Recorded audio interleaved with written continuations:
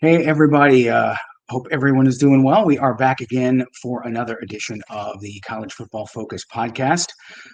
We are going to talk today about the Big Ten and preview the season and what that might have in store for all of the teams. Before we get going, I do want to remind you that if you like the content of this video, please hit the like and subscribe button, and that will definitely help me out. And for those of you listening and not watching the video, you can also subscribe to the podcast, and that will also do wonders for me. So anyway, we are going to get into the Big Ten today. We are joined by Jake from Walk On Redshirts. They have an excellent website and excellent commentary on their podcast as well. Jake, how are you doing today? I'm doing great. Thanks for having me on today. Yes, definitely getting ready to get into some college football. Big Ten certainly kind of holding its chest out that it has won the last two national championships with Michigan and Ohio State, and it looks like it has a team that might be setting up for a run this year in Penn State. What are some of the storylines and maybe some of the things that are intriguing to you about the Big Ten heading into this season? Well, one of them right there, you nailed it with Penn State. You know, the last two champions, Michigan, Ohio State, both had massive amounts of players return who could have went to the NFL. Penn State, same exact thing. Nick Singleton, Katron Allen, Drew Allard, plenty of guys on the offensive defensive side could have went pro, but opted to come back. So having that much talent, and they addressed their needs at wide receiver, supposedly. We'll see if that actually pans out. You know, you never know how transfers always work out, but you know, that being one of them, you know, Ohio State coming off the national championship, that's obviously one. They have arguably two of the best players, arguably the two best players in the country in Jeremiah Smith and Caleb Downs. You've got Michigan with Bryce Underwood, one of the best quarterback recruits ever coming in and is likely going to be the starter at some point, whether it's week one or by the end of the year. You've got Oregon, you know, just retooling, bringing in guys from the transfer portal. You've got USC. Is Lincoln Riley on the hot seat? How much longer is that going to happen? You know, there's lots of teams here that you can talk about with the storylines. You know, same thing. Indiana, he makes the playoffs, has their best season ever. How does Curt Cignetti come back in year two after reaching such a high mountain? Yeah, definitely. That last one especially is something I'm going to be watching. Let's just kind of dive in. Let's start out with Illinois. They kind of were they got lost in the shuffle a little bit last year with the way Indiana popped, but Illinois was another team that exceeded expectations under Brett Bielema, winning 10 games. They return, I believe, the third most returning production in college football this year. Their entire offensive line is back, and for me, that is always a very important thing because you're not having to plug new guys in. Offensive line has to work as a unit. Luke Altmaier deciding to come back, I think, was also a big boost for them. What are your thoughts on Illinois for this year? Yeah, I'm still cautious on Illinois because I think they caught some people off guard last year. I don't think people expected to be as good as they were. I think they got a little favorable with the schedule. They struggle with Penn State. You know, they go on the road. It's the whiteout. So I understand. They did give Penn State a pretty good game overall, though. They just couldn't move the ball well. Luke Altmaier coming back, another year of experience, another year. Their schedule is going to line up. The second week of the year, they play Duke, which Duke is probably going to be a little bit better than people think. Duke's not going to be some cellar dweller, so we're going to learn about Illinois real fast when they go on the road to play Duke. Then they also have Indiana. They got Ohio State there in the middle of the season, and I think there's a real chance that Illinois is going to be undefeated when they host Ohio State. And Illinois, I think, has an outside chance to be last year's Indiana, even though Illinois won 10 games. I just want to say that they're going to be more on the outside of people's thoughts when you talk about the playoffs. They're not going to be, you know, penciled in the beginning of the year, but I think Illinois has a real chance to be looking at the playoffs here at the end of the year. Right, especially if they can improve the defense. The defense you would expect with Brett Bielema being a defensive-minded coach, they were just kind of average last year. They did get after the quarterback pretty well, but in terms of giving up yardage and giving up points, they were just kind of middle of the pack. So if they can improve that, I agree with you 100%. They could be this year's Indiana. Speaking of Indiana, you touched on it a little bit on your storyline thing. I think it's going to be really fascinating to see if Indiana is kind of a one-year wonder or if they can kind of parlay it into back-to-back really good seasons. They got Fernando Mendoza out of the transfer portal from Cal to replace Curtis Rourke, who had a pretty good season until he got banged up near the end.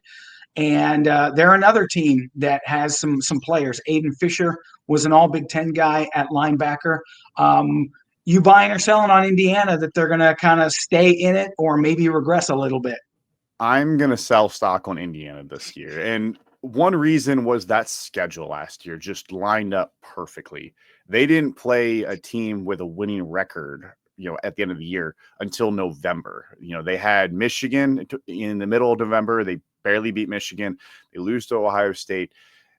The game against Notre Dame in the playoffs, it was weird because they were getting blown out and then they made a comeback and, made the score closer than what it was. But on the first drive, they struggled, but their second drive, they get turnover and they throw an interception down in the red zone. And you wonder if Curtis Rourke doesn't have, struggle right there and they score, what does that look like?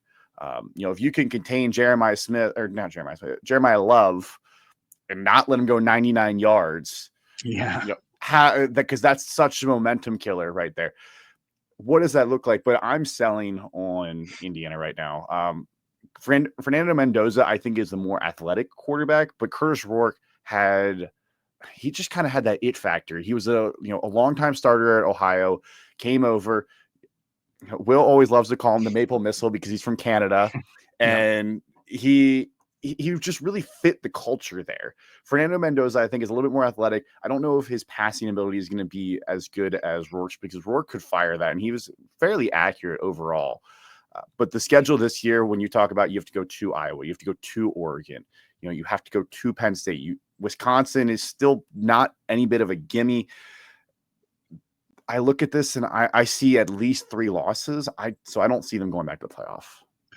Yeah, I agree with you that the schedule was just really fortuitous for them. They were able to get on a roll early, and then obviously they faced Ohio State, and really the 2 really good teams they faced, they ended up losing to. But I don't think they're going to go all the way back because I think Cignetti has too much pride and he's really improved the roster. But I don't think they're going to be in contention for a title, a Big Ten title game berth.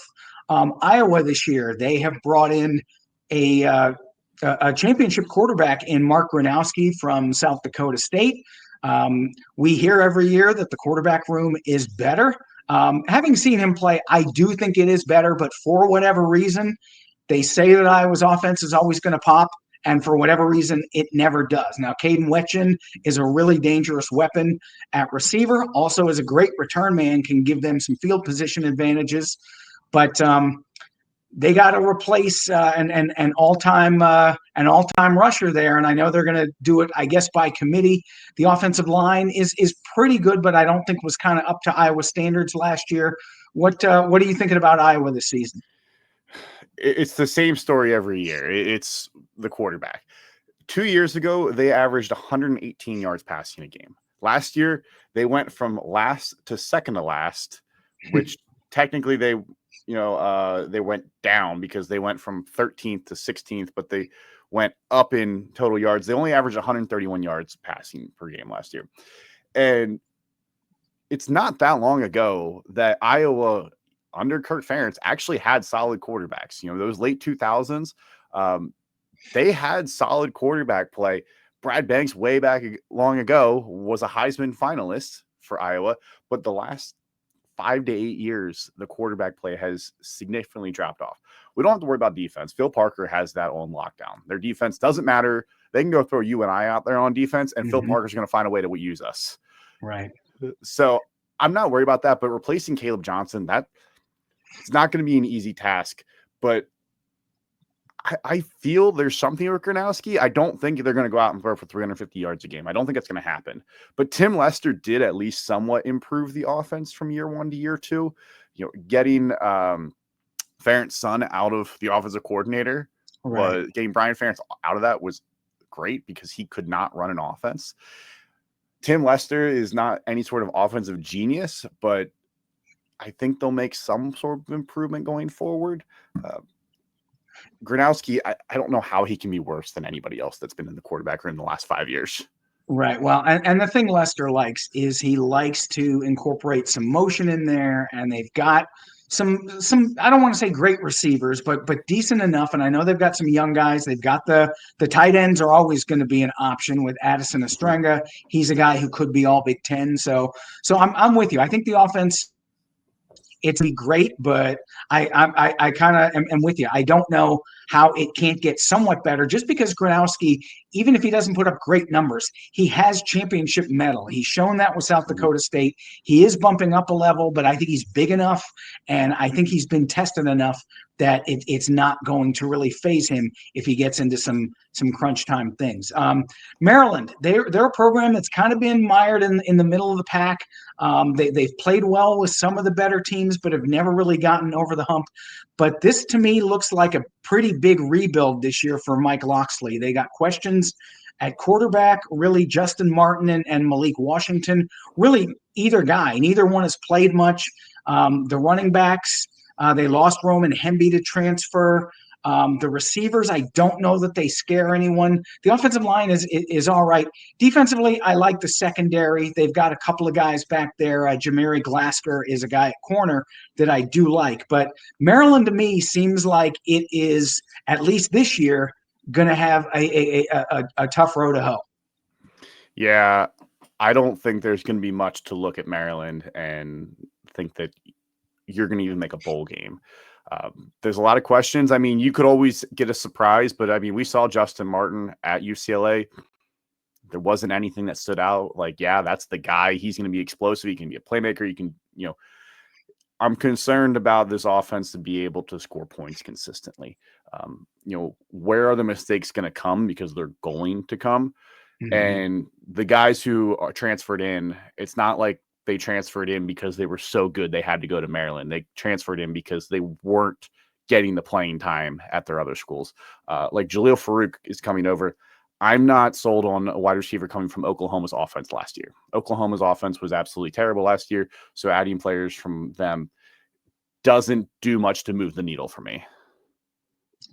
Yeah, I know that Locksley has recruited really well, and I do think you're going to see a lot of young guys by about mid-season, late in the year. I think you're going to see some of these young recruits get in there and get a chance and show what they have, because I'm like you. I'm not super sold on the talent that they have right now. One of the more fascinating teams this year is going to be Michigan. Of course, they won the national title 2 years ago with a veteran roster. This year, there is some turnover. There's a specter of an NCAA investigation looming over the program. And I do wonder if the decision is made prior to the season, what is that going to do for their mental outlook? And you mentioned Bryce Underwood. He's probably going to be the starter. I know that they have Mikey Keene. Mikey Keene is a little banged up. They just got Jake Garcia a couple days ago to commit, and he's been kind of a vagabond at some various programs. The offensive line does return some guys, and the defense, say what you will, I know they lose Mason Graham and Kenneth Grant, but they've got some dudes on defense, especially if Rod Moore is healthy in the secondary. I think that they are going to be a pretty formidable defense. What are your thoughts on Michigan for this season? I think the defense is going to be good again. I know Mason Graham and Kenneth Grant, you can't replace those guys at defensive tackle. So I think we'll see a little bit drop in their run defense, but I think the pass defense will pick up a little bit more than what it was, because the pass defense was not great last year. Like you mentioned, Rod Moore, they lost a couple guys, Keon Saab, I believe, to Alabama last year. So they lost some guys that they weren't expecting to be off the team, especially in the secondary. And Will Johnson was hurt too most of the year. And Will Johnson, only played a couple games before, the injuries caught up to him for the rest of the year. I think the secondary will take a step forward. I think the run defense will take a little bit of a step back. You've got a guy like Jayshon Barnum, who is back again. I think they're talking about using him as more of an edge rusher this year rather than, a true, stand-up linebacker. So I'm interested to see. I think the offense will be interesting, bringing in, Justice Haynes from Alabama. You lose Khalil Mullins, you lose Donovan Edwards, but I think Justice Haynes can help fill that role really well. I think Bryce Underwood starts, but it wouldn't shock me if they look at the schedule and go, we're going to start him against Central Michigan and give Mikey Keene the ball for the first 2 weeks. and let him go under center because that road game at Oklahoma, a true freshman on the road against an Oklahoma team who's expected to be significantly better. I don't know if that's the position I'm going to put my true freshman quarterback in unless I know he's ready for that. Right. Yeah, he's definitely that Oklahoma game looms really big. I think that's going to be a tone setter. If they can go into Norman and beat a team that is perceived to be a lot better this year than they were last year, especially with some of the guys that have transferred in, that could kind of get the ball rolling. But if they go in and struggle, and you're right, if Underwood is out there and he struggles, what's that going to do for his confidence maybe the rest of the year? Because they've got a couple of tough games after that as well. So that is going to be definitely something to watch, I think. And there's also, if you start Keene, in my thought, if you start Keene for Oklahoma and you win, you can't put Underwood under center the next week. You just can't. Right. So right. There's a lot of conversation that has to happen behind closed doors of what is this season going to look like? What do they want out of it? Because even if Keene starts, this is going to be the same thing that John Harbaugh did with J.J. McCarthy. There's going to be packages with Bryce Underwood, no matter who is under center.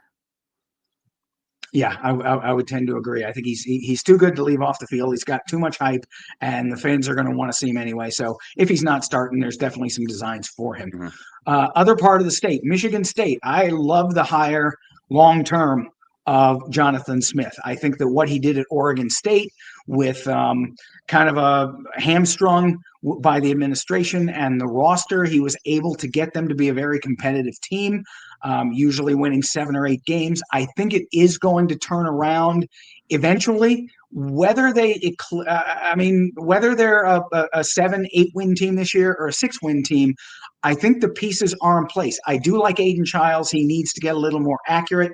Nick Marsh is a guy that no one talks about, who's a really, really good receiver, could be an all Big Ten guy. They got a running back, Elijah Tolliver from the FCS. Their problem has been the defense. They've got some guys. I mean, especially at linebacker, Jordan Hall, Wayne Matthews. They've got some guys who can play. They just have been very inconsistent. What's your read on Michigan State? Michigan State, it's live and die with Aiden Childs. I mean, against Oregon last year, they played Oregon pretty well early, but Aiden Childs could not hold on to the ball. There was costly mistakes inside the 5-yard line, turned the ball, I believe it was 2 or 3 times inside the red zone when they were, playing well against Oregon, ends up getting blown out, and they probably would have lost to Oregon anyways, but it doesn't help. And it absolutely is a momentum killer if you're throwing interceptions inside the 5-yard line. So Aiden Childs, I mean, this whole offseason has to be about accuracy and decision-making, because when you have a guy like Nick Marsh, who is a playmaker and who can make plays, when he gets the ball, you don't need him to, just run fly routes and go routes and just be open, and he gets the ball in his hands and he can make a play. You need to be able to make sure you can use that and get him the ball. I think I agree with you. I think Jonathan Smith is a great hire long-term. They need to give him enough time to do that and understand that this was a full rebuild, that Mel Tucker did not leave this in a great situation. No, and he was fired, the wheels basically fell off. So you need to give a longer runway to Jonathan Smith, a guy who proved that he could rebuild a program, because Oregon State was in shambles before he took over.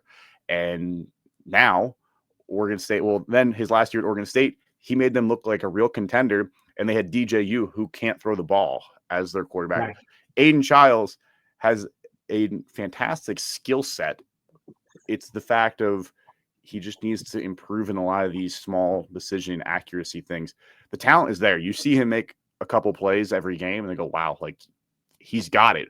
And then he stares down a linebacker and hits him in the chest. Right. Yeah, definitely. And I think that just the incremental improvement that you make from year 1 to year 2, I think that should help him.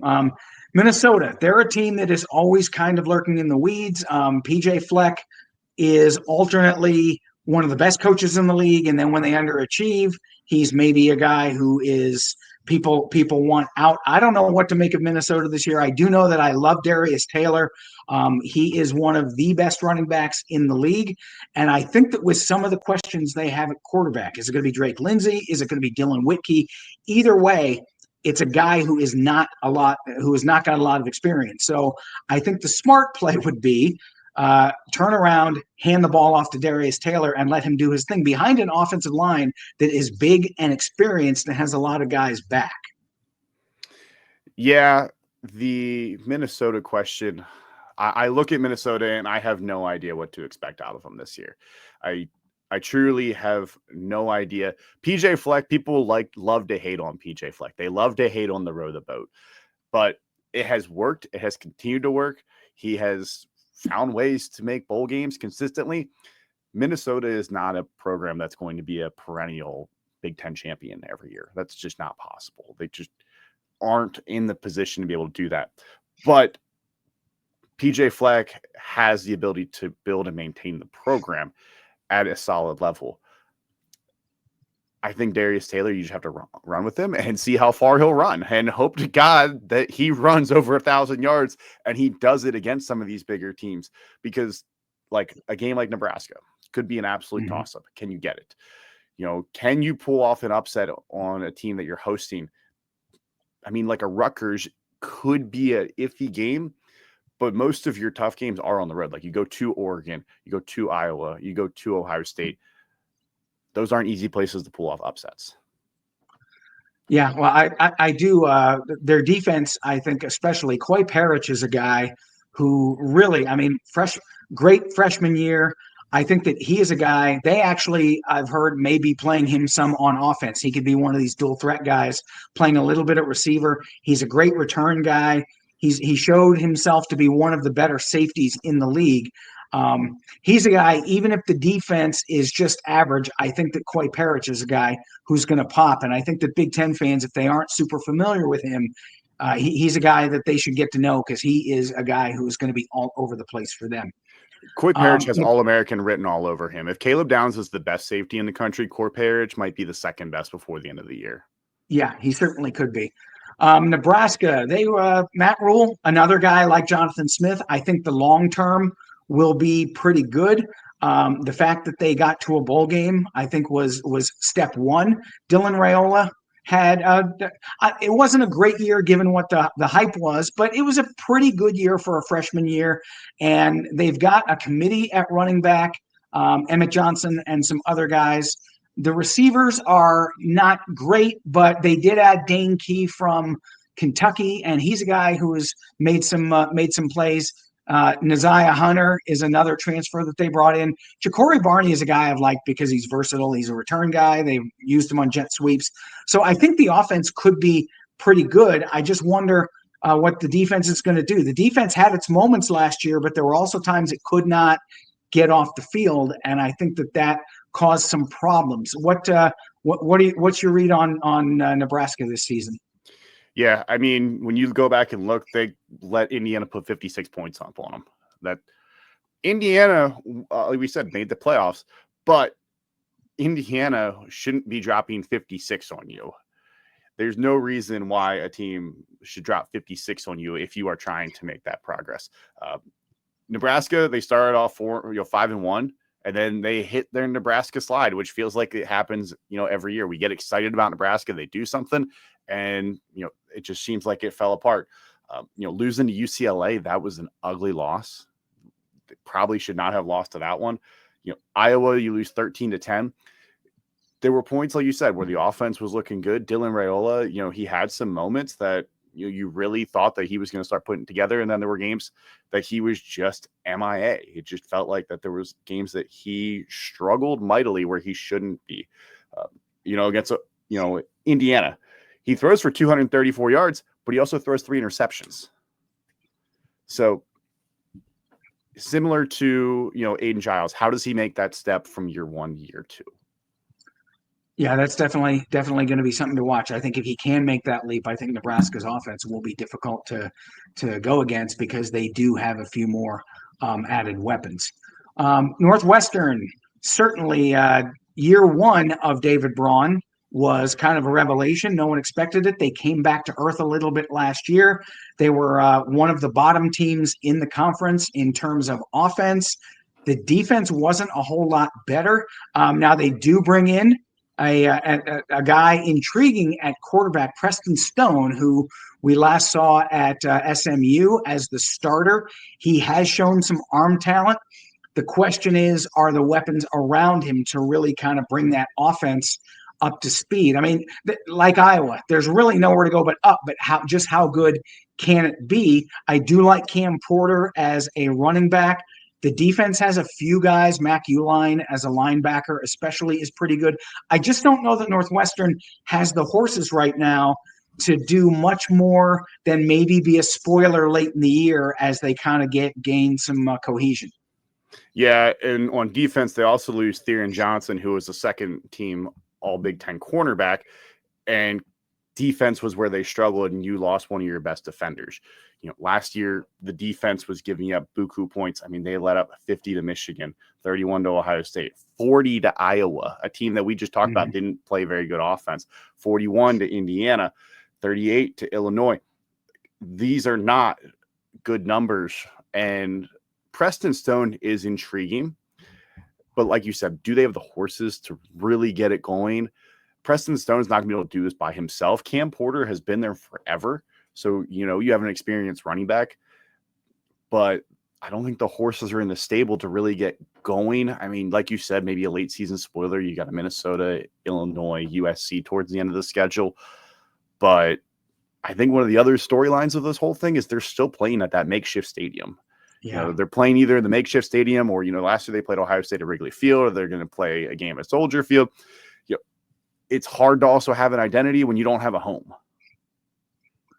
Yeah, and I know that they're just waiting for 2026 when they can finally get back into the revamped Ryan Field. I think that's going to take a little bit of a wait because even though it's kind of cool with the lake effect, it holds 15,000 people. I mean, it's basically a small Texas high school stadium. Yes. So I don't think that it is really advantageous for Northwestern to play in, unless the wind is really kicking up. Then it's kind of an equalizer for the opponent that comes in. Defending national champions, Ohio State. I think that there were some real questions in November after they inexplicably dropped a game to a Michigan team that they had no business letting hang around. We heard a lot of calls for Ryan Day and said, how can he continue losing to this team? I think it was a little bit premature because they were going into the playoff, and one of their stated goals was to win the Big Ten, beat Michigan, and win the national title. They didn't do the first two. As we saw now, they did end up winning the national title, putting together one of the all-time great runs, just really blasting Tennessee, blasting Oregon, workmanlike fashion over Texas, and then getting out to a lead on Notre Dame, and then holding on late. They do lose a great leader in Will Howard, and their two-headed monster at running back. They've got a few guys to replace up front on defense. But I still think that Ohio State, along with Penn State, has got to be considered a favorite just from a talent standpoint. Julian Sayin is coming in. I know he doesn't have a lot of experience. I think there are some questions about his leadership ability, certainly compared to Will Howard. But just from an ability to spin the ball and his quick release, he's probably an upgrade as a pure passer. So what are you thinking on Ohio State this season? I mean, you lose 14 guys in the NFL draft and a bunch more that were undrafted free agents. You lose the Remington Award winner. Now, I know they lost him before the playoffs. You lose, the running backs. You lose a guy like Emeka Ibuka, who was just a leader in for the whole team, a reliable pass catcher. Now, granted, you have Jeremiah Smith, you have Caleb Downs. Like we said, they're arguably the two best players in the country. My concern is honestly a little bit more on the defensive side of the ball. I mean, Matt Patricia comes in. There's a lot of concern about Matt Patricia coaching at the college level. We saw him at the Detroit Lions. There was a lot of issues there. You lose basically the whole defensive line. You're revamping the defensive line, which to me is where the concern falls. I know there's some guys like Caden Curry and Kenyatta Jackson who have playing experience, but guys like JT Tuimoloau and Jack Sawyer were anchors on that defensive line for the last 3 years. So losing experience like that is invaluable. I think there's concerns about Julian Sayin, especially because that first game is Texas. You don't get a warm-up game. You don't get a MAC team. You go straight into it. Now, granted, Arch Manning is making his official start as the quarterback, but he has more experience. He has started a game before and has played significantly more than Julian Sam. But I will be interested to see how they fill these holes. I'm not too concerned about the offensive line. I know there was some concern. They brought in a couple transfers for the offensive line. I think that they have the best stable of pass catchers when you add in Max Clare as well at tight end, between Carnell Tate, Jeremiah Smith, Max Clare, Brandon Innes. They're talking about Miles Graham. You bring in a guy like Quincy Porter. Like, there are so many wide receivers that their whole second string could probably be starters at almost every other Big Ten team. Yeah, I agree, and I think as long as you've got Jeremiah Smith, the offense is not going to regress too much, if at all. And if Sayin is what they think he is as far as a thrower, it may not regress at all, because there were some games last year where Nebraska, they had to grind it out 21 points. There were some games they would get off to slow starts offensively, and I think that if Sayin can really spin the ball the way that they're expecting him to, that may be a thing of the past. As far as Patricia is concerned, I think his principles are sound. When he was with the Patriots, they forced a lot of turnovers. They got a lot of sacks. I do think you touch on an interesting point. Collegiately, how is he going to do? I think people are making too much of the Detroit thing. He was a head coach. I mean, certainly he had a hand in the game plan, but that was more of a head coach thing, and it was kind of a disaster. But when he was a coordinator in New England, they generally were a pretty good defense. And I think that it is more of a personnel issue up front than it is a scheme issue. I do think getting Bo Atkinson from North Carolina is going to help them a lot. Yep. Their problem is depth, is depth up front. If anyone gets hurt, then they could really be in some trouble, just because they have not recruited defensive line great for the past couple of years. So I think that that's going to be something to watch. And you're right, they got Texas, but the schedule eases up a little bit. They get to host Penn State. They don't have Oregon this season, so that's going to be a little bit of a break. And they've got Grambling and Ohio in the non-conference before the conference gets going. So that Texas game, if they can win that, whether it's close, whether it's a blowout, whatever, that will be a sigh of relief when that one's over, and then they can really focus on some other stuff. Oregon, another team that always has a high profile just because Phil Knight's got the money. They've been recruiting like gangbusters. Dan Lanning does not seem like there was no fear for them coming into the Big Ten. All they did was win it in the first year. And so, they went undefeated. Then they ended up doing well, and they went to the Rose Bowl, and we saw what happened against Ohio State in the rematch. But they also have some questions in terms of personnel. They had Dylan Gabriel, name escaped me for a second, and he was a veteran guy. He ran the offense to precision. Now they've got Dante Moore. Dante Moore was a big-time recruit, but he sat and watched for a little bit.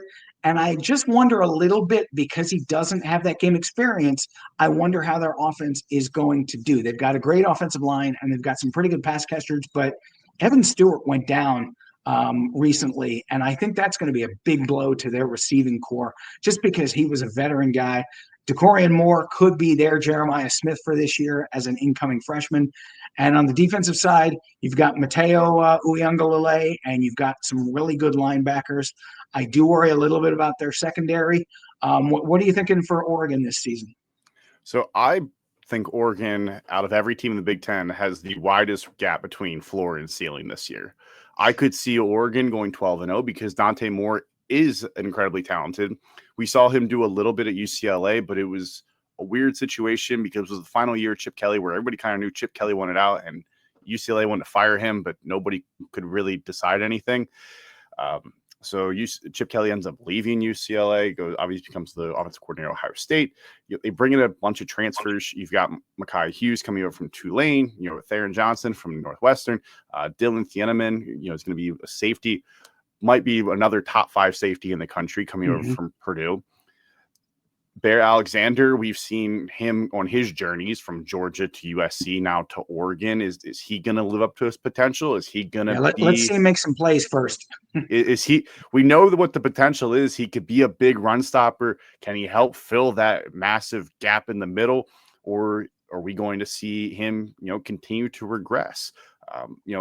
Losing Evan Stewart is massive. We saw him shine in a couple games. He played well against Ohio State in that first game, especially after was it Tej Johnson? I think he got ejected. Gary Bryant Jr. is back. I don't know how Gary Bryant Jr. still has eligibility. I feel like he's been in college 7 years, but he's back. So, and then DeCorian Moore is going to be a big name that everybody's going to want to hear about this fall because everybody's expecting him to shine. And I also think there's a little bit of expectations that need to manage because not every true freshman is going to be Ryan Williams and Jeremiah Smith. Most true freshmen are going to fall short of that. We just happen to get 2 incredible freshman wide receivers in the same class at the same time. But I think DeCorian Moore will be good. I think the offensive line will retool a little bit. You bring a guy like Isaiah World, who's like 6'8", like 400 pounds to play left tackle. But the defense did let up at certain times. Against Penn State, Drew Aller started picking them apart. They were throwing some deep balls. Ohio State obviously just absolutely shredded the Oregon offense in the first half and put the game away before halftime. So how does that defense and mainly that secondary come back from those final 2 games of just being torched? Yeah, definitely something to watch. They've got talent back there, but it did not play well down the stretch. And if that lingers, then there could be some issues for them. Penn State, this is an interesting year for James Franklin. For once, Ohio State is not the prohibitive favorite. People are talking up Penn State. They've used the same sort of roadmap that Michigan and Ohio State have used the last couple of seasons. A lot of veterans back, some senior leadership in their quarterback in Drew Aller. They got one of the best acquisitions, might have been not a player, but a coordinator in Jim Knowles. Not that Penn State's defense was bad under Tom Allen. They were a top 10 defense. But Jim Knowles, we saw what he did at Ohio State. He had the number 1 defense in the country, and now he goes back to his home state and goes to a unit that has some playmakers, even though they lost some guys to the draft. They've got some guys in Danny Dennis Sutton. They've got a really good secondary led by A.J. Harris at corner. But you look at the offense with Alar, Nick Singleton, Katron Allen, and the bugaboo for Penn State every year has been lack of playmakers on offense. They went out and decided let's portal it. They brought in Devontae Ross from Troy, Kyron Hudson from USC, and then the late addition of Trevor Pena, who was a playmaker at Syracuse. So they finally have some weapons, really good offensive line. Penn State seems like they could be geared up not only for a Big Ten title run, but a national championship run this season. Yeah, this honestly feels like national championship or bust. It feels eerily similar to Ohio State last year, coming back and saying like championship or bust. And the same thing with Michigan before, coming back, bringing everybody back and bringing in the right guys. Ohio State, they bring in Caleb Downs the year before. They brought in a bunch of, the right transfer. You bring in Quinshon Judkins. Same thing here. What did they bring in? They went in and got 3 experienced wide receivers. Ross, who had over 1,000 yards. Kyron Hudson, who has made some incredible catches at USC. And then Pena, who was Mr. Reliable for Kyle McCord last year up at, Syracuse. You go get Jim Knowles, arguably the best defensive coordinator in college football. You have 2 of the best running backs in college football already. The concern I have is when it comes to the passing game, mainly because Tyler Warren was Mr. Reliable. Anytime they needed to pass the ball, you had a really good feeling that was going to Tyler Warren. Devontae Ross coming up from G5 to Power 4. We have seen guys sometimes struggle to make that jump where now they're going against, Big Ten corners the whole time. They tried it with a guy from Kent State, and I cannot, Dante Cephas. Yeah. They tried it with Cephas, and it didn't work. He ended up transferring out the following year. Kyron Hudson was a little bit inconsistent at USC. Can they find that consistency? I think Pena is going to end up being probably the best out of the bunch, or at least the most consistent guy. The one where when they need a play, they'll go to it. Tight end, they're going to be fine once again. They've got a stable of tight ends. They're going to end up playing 3 of them probably at least between Luke Reynolds, Khalil Dinkins, and I'm blanking on the other one's name, but there's going to be at least 3, if not more, because there are so many talented. Andrew Rapela, I think is what it is. Starts with R. Yeah. I think they'll be fine there at tight end. I think they'll be fine on offense. I think the offensive line, they brought back enough. There's a ton of experience on the offensive line. The defense, you mentioned AJ Harris. He's already being projected as a first-round pick next year. Linebacker, they brought in a guy from USC or UNC. And then you've got Tony Rojas. Dom DeLuca is playing his 17th year as a former walk-on there.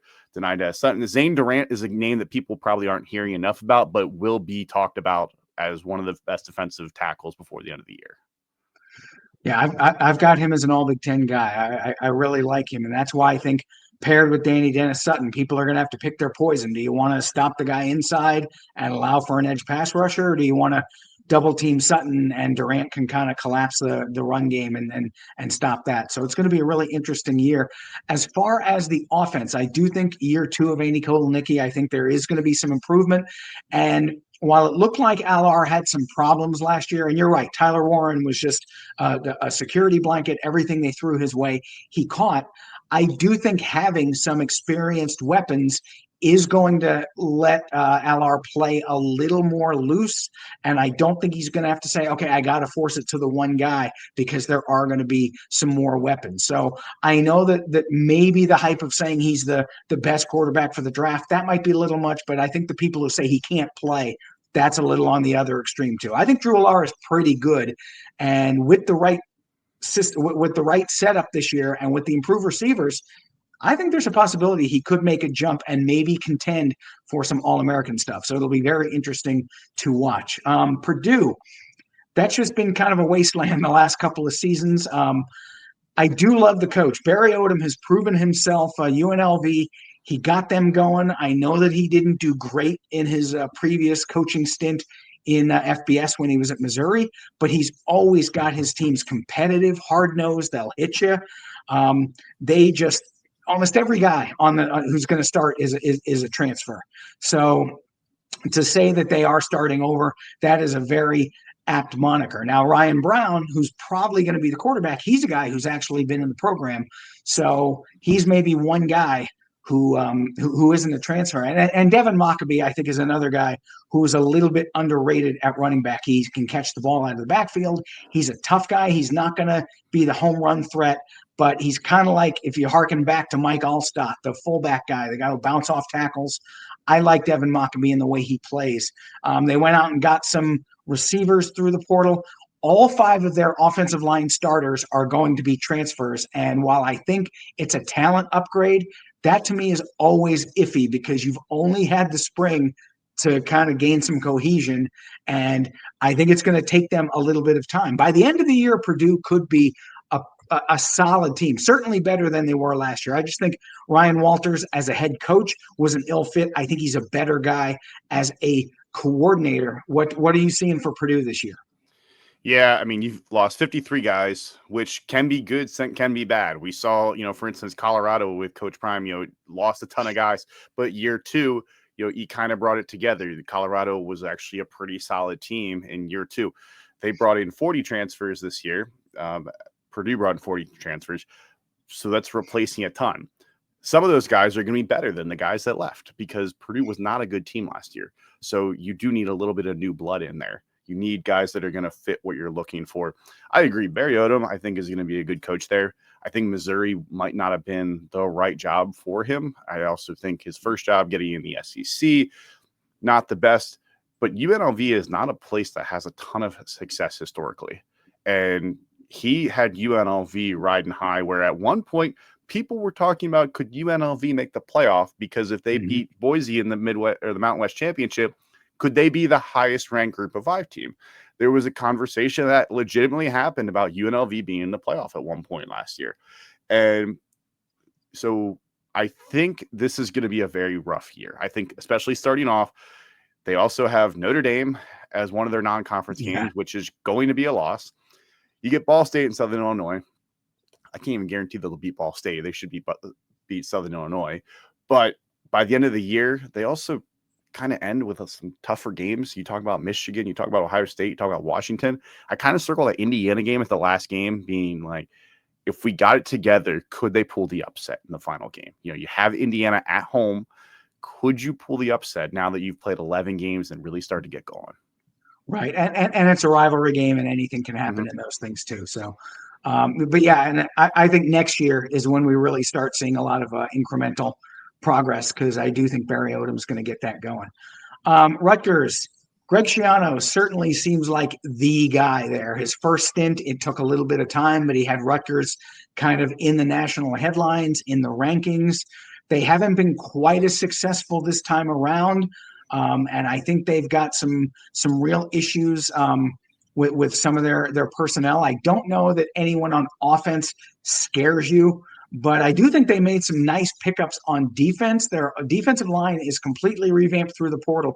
Bradley Weaver was a really good pass rusher at Ohio, and Eric O'Neill, people who didn't follow Group of Five, he was a terror for James Madison. And I think that those two guys on the edge is going to make Rutgers, especially with Schiano's pedigree on defense, I think that Rutgers defense can cause problems for some people. I just don't know if they have enough horses on offense. Ethan Kaliakmanis is returning at quarterback, and it's always good to have some stability. But again, their receivers seem pretty average to me. So what's your read on Rutgers for this season? Yeah, quarterback position really concerns me. Ethan, you said his last name, and I can't pronounce it, but he finished multiple games last year with completion percentage under 50%. He had one game where he was 12 of 32.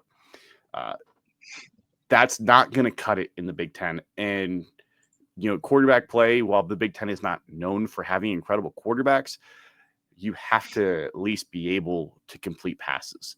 And if there's no threat of passing the ball and they can have the defense pin their ears back and come after the quarterback, or you're basically just getting stuffed at the line of scrimmage, I do think the defense is going to be the bread and butter. They're going to have to win some low-scoring games.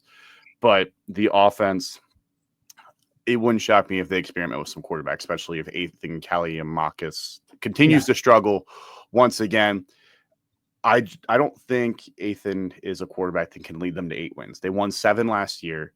This year, they get Ohio, Miami of Ohio, and Norfolk State to start off the year. So you get 3 games that you should breeze through before you get into Iowa and Minnesota.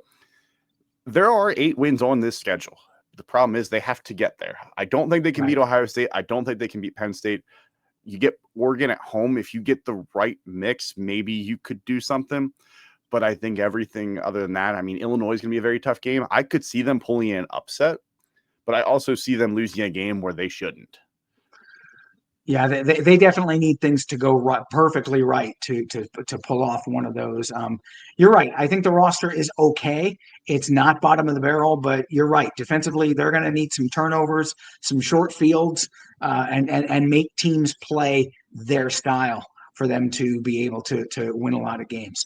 UCLA, year 1 of Deshaun Foster, probably a little bit better than some people thought. They won 5 games, but they were another team that was kind of hit and miss. One week they looked really good. They did spring some upsets, but they also looked like a team with a first-year coach on various occasions.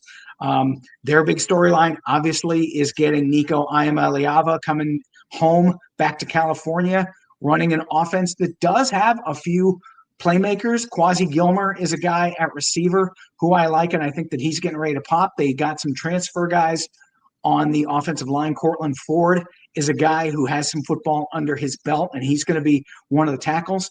I think losing Emmanuel Pregnon to Oregon he was at USC, but I think that they are going to maybe struggle a little bit. But Nico, I think, ups the talent quotient at quarterback. You just have to wonder, with all of the circus that came with him leaving Tennessee and him coming into UCLA, is that going to be kind of an overshadowing storyline at the beginning of the season?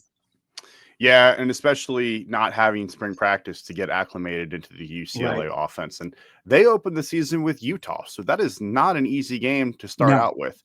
They have Jalen Berger back, who has been, I believe he was at Michigan State or Wisconsin? Michigan State, both. Yep. So you've got an experienced running back there. You've got Anthony Woods, or Anthony Fries, or Anthony Woods, both of them, honestly. Last year, UCLA won 4 of their final 6 games. You looked at it, and middle of the season, they looked completely lost, done, and that they weren't even worth paying attention to. And then they rattled off a couple wins. They beat Rutgers on the road. They beat Nebraska on the road. They beat Iowa, and then they beat Fresno State to end the year. And they were pretty close to beating USC at one point too.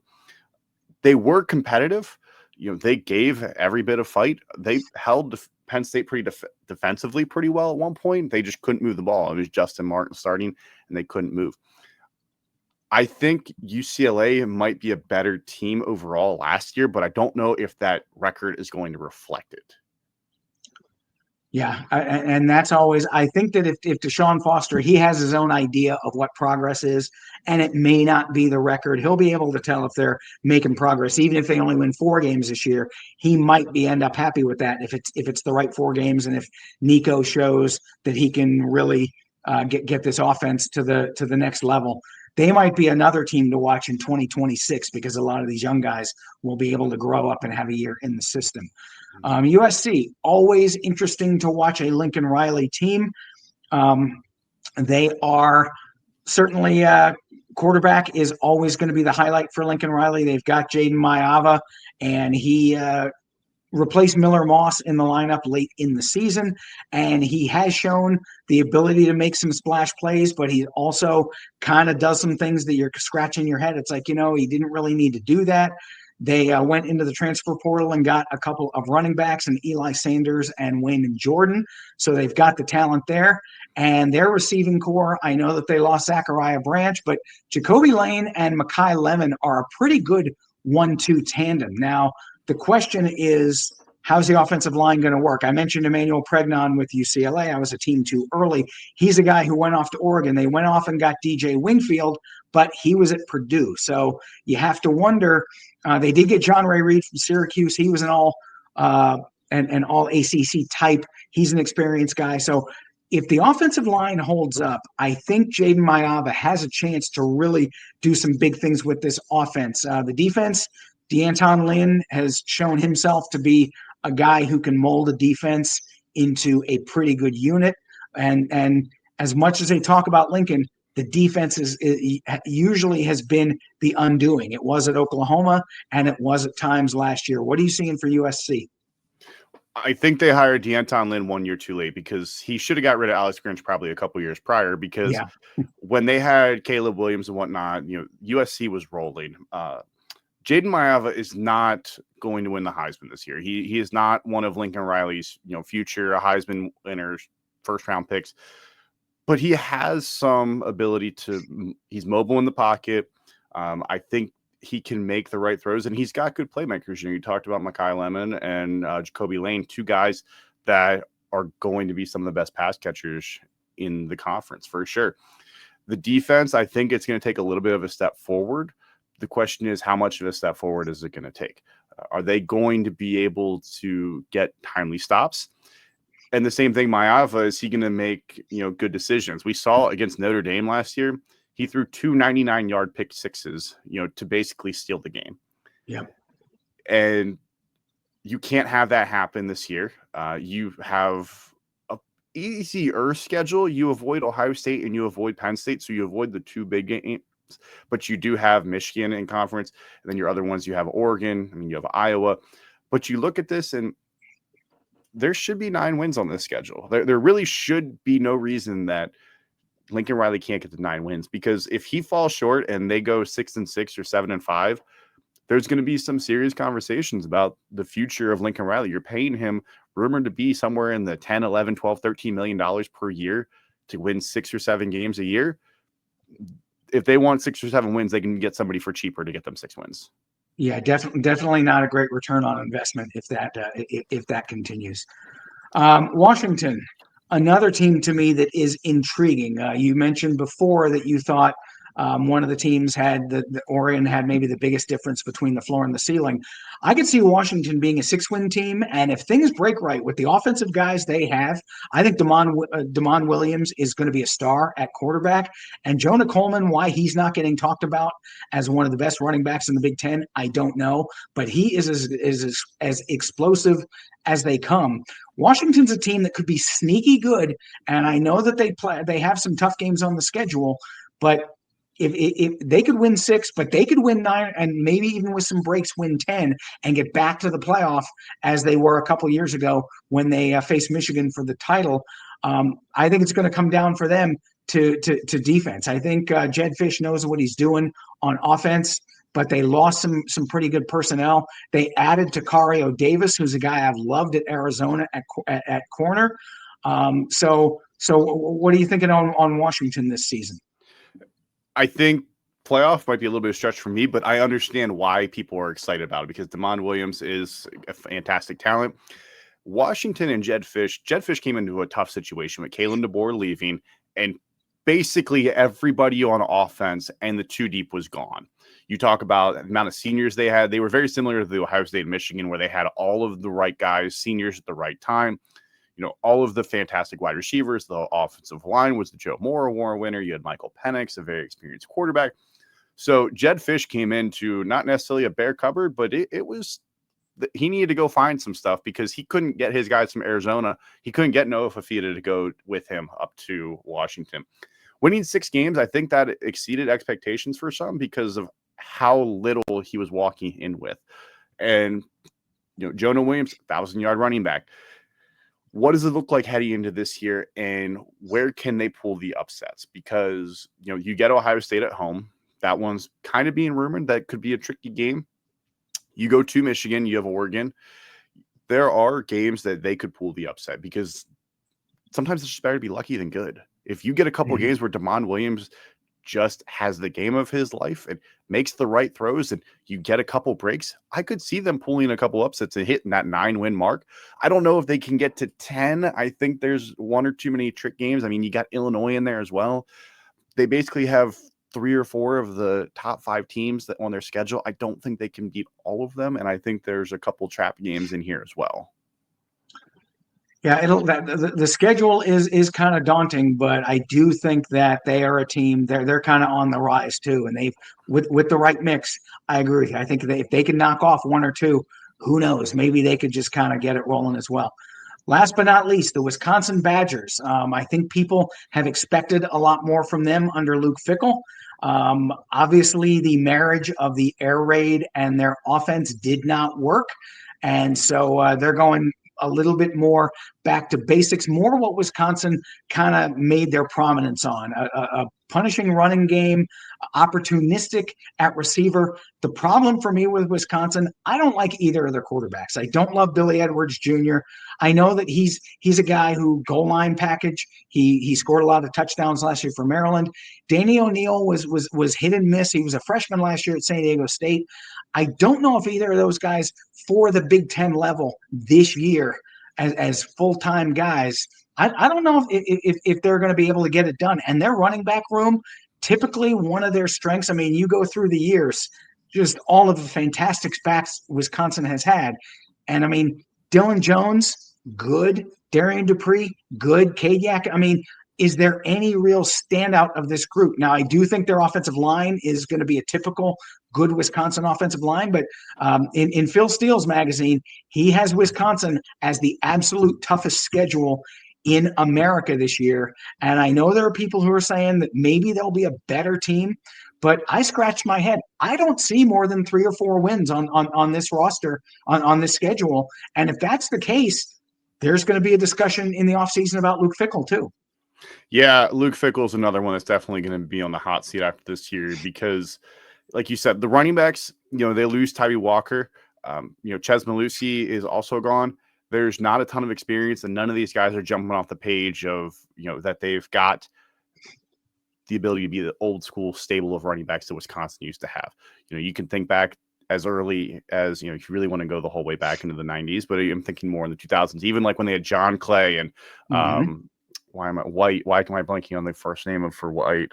James White. James White.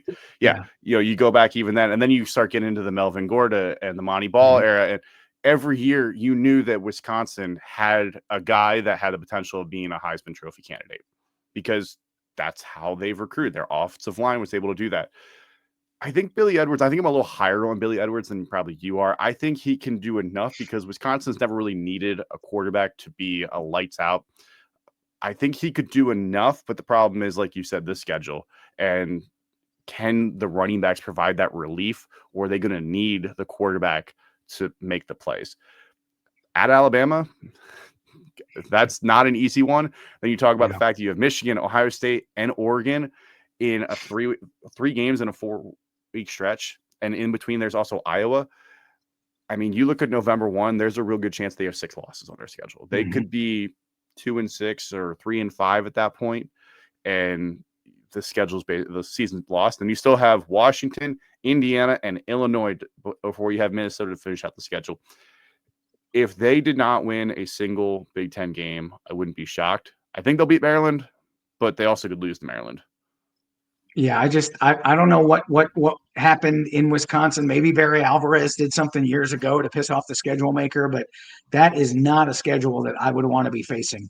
All right, well, great rundown of the Big Ten teams. Now we're going to go into something I like to call true false. I'm going to ask 5 questions, and I want to see what you think if these are true or false. Let's just get right into it. First one. 2 debut quarterbacks. Julian Sayin will have a better debut season for Ohio State than Dante Moore will for Oregon. True or false? I'll go. I think that's a pretty easy true. I think Julian Sayin, just because of the weapons that he has there, even if the analytical people or the scouts come down and say Dante Moore had a better year, I think when you look on paper, the stats are going to show that Julian Sayin had a better year. He's got Jeremiah Smith, so it's hard not to pick Julian Sayin. His job gets easier that way. Yeah, definitely. Number 2, because they won't surprise and because the schedule ticks up a little bit, Indiana is going to take a step back. I alluded to this, but yes, I believe Indiana is going to take a step back. I think the schedule's tougher, and I think they're going to have a little bit more of a target on their back this year. You're not going to be able to surprise people. They put up 80 points on for a group of 5 team or a FCS team last year, and it kind of raised some eyebrows, but it still was, well, you played a FCS program. But now everybody knows how good they were last year, and Kurt Cignetti is going to make sure everybody remembers how good they were last year.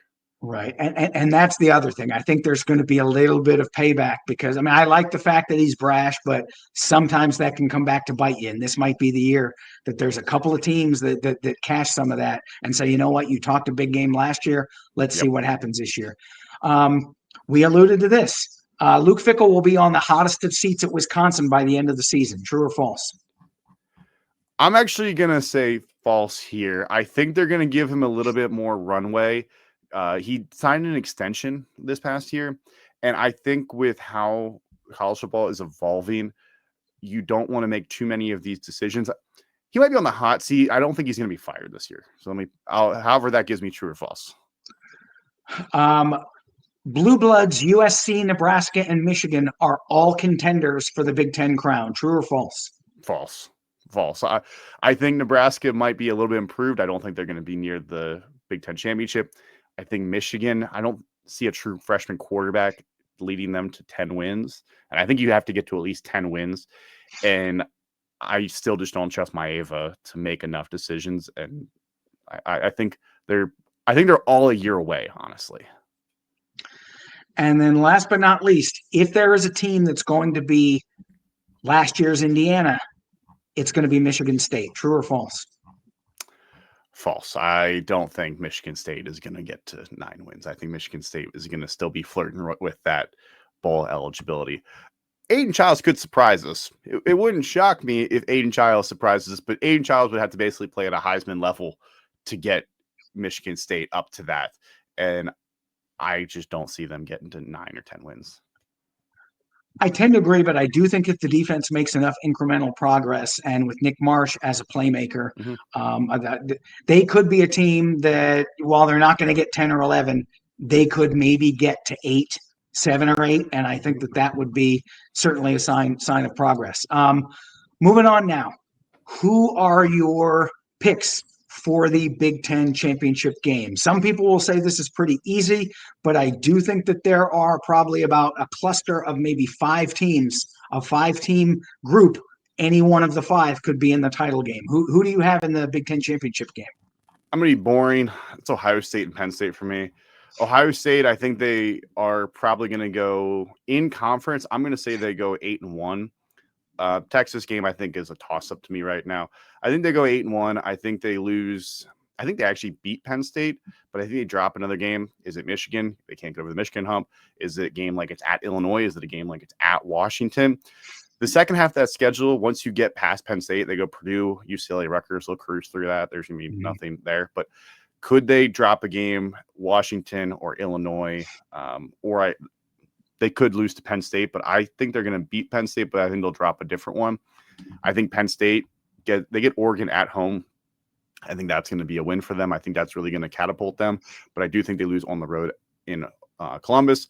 But there's nothing else on that schedule that I look at and go, yeah, that could be a loss. Yeah, I'm with you. I think Penn State and Ohio State. I actually have Ohio State going unbeaten in conference play. I do have them losing the opener to Texas in a really close classic game. But I do think the tables turn in the Big Ten championship. And I think that the OSU Penn State game in Columbus, I think simply for the fact that James Franklin has never been able to beat them, but he's been close a couple of times. Who can forget that JT Barrett comeback game? Penn State had that all but one, and that was going to get the monkey off their back, but OSU ended up winning. You could see another game like that, but I do think on a neutral field that it could flip. So I think that Penn State wins the Big Ten championship over Ohio State, but I think that it wouldn't shock me if Oregon did maybe make a run to the title game. I'm with you. I do think Nebraska's improved. They probably have a little bit of work to do. And USC was the other team I was including in the group that with a couple of breaks maybe could surprise. But we both are on the board with Penn State and Ohio State. And then the last thing, college football playoff participants. The Big Ten was very well represented last season.